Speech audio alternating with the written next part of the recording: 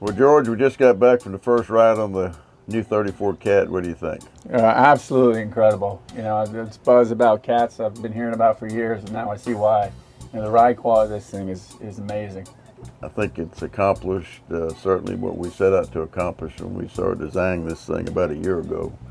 And, you know, there's a certain segment of the market that's going all cat now. And, you know, the seas were terrible. Yeah. I mean, it's not anything I'd go fishing in. Right, exactly. That was too rough. That, you know, but to take this out there to test it in those kind of conditions, you know, to run out that inlet, you know, with a falling tide, and for just to cut right through it, never pound, such a soft ride. You know, that's what I'm most impressed by, is how soft that landing is on it. I've heard, you know, some things about cats before, how they're wet, and this thing never sneezed.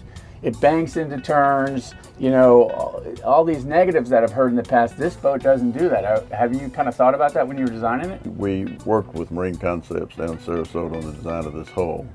And there's a little lip under the bottom of the hull that turns the water down so it doesn't push the water out in front of you, which is called sneezing, which is typical in a cat. So I never saw it sneeze one time, so that impressed the heck out of me as well. Yeah. And what about that, you know, kind of banking into the turn too? A lot of people, you know, it's a different feel, obviously, a cat is. If you take and drop the tab on the outside, if you're making a starboard turn, drop the port tab down just a touch, it'll bank just like a V-bottom through the turns.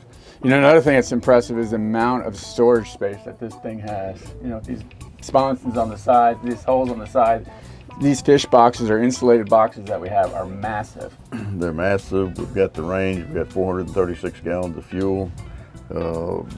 Yeah, you can get in the fish box and hide. Oh yeah, get out of the weather. It's nice that you can run, you know, a boat this size on a pair of these new V10.